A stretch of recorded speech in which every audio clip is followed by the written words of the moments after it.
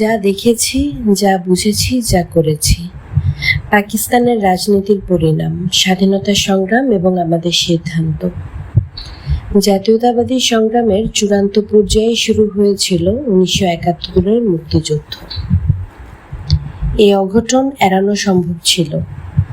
পাকিস্তানের মতো একটি বহুজাতিক দেশের জন্য শুরু থেকে প্রয়োজন ছিল বিভিন্ন জাতিসত্তার এলিট শ্রেণীর মধ্যে ঐক্যমতের ভিত্তিতে একটি কার্যকরী শাসন ব্যবস্থা গড়ে তোলা।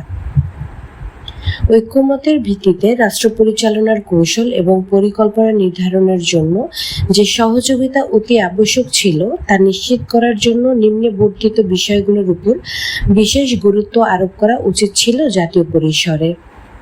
1. সব জাতীয় এলিট শ্রেণীর সমন্বয়ে একটি প্রতিনিধিত্বকারী সরকার কায়েম করা। 2. বিভিন্ন জাতিসত্তার মধ্যে ঐক্যমত্য এবং একটি কার্যকরী ব্যবস্থা গড়ে তোলা। 3. সর্বক্ষেত্রে একতা ভিত্তিক সহজলভ্য জাতীয় প্রতিষ্ঠান গড়ে তোলা। 4. জাতির লক্ষ্য এবং আশা আকাঙ্ক্ষা বাস্তবায়নের জন্য বিভিন্ন জাতিসত্তার এলিট শ্রেণীর জনগণকে অনুপ্রাণিত করার দায়িত্ব গ্রহণ করা। 5.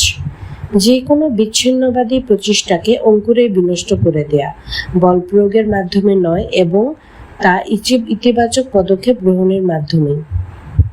6. অর্থনৈতিক সুবিধাদি যাতে জনগণ পর্যন্ত পৌঁছে তা নিশ্চিত করা।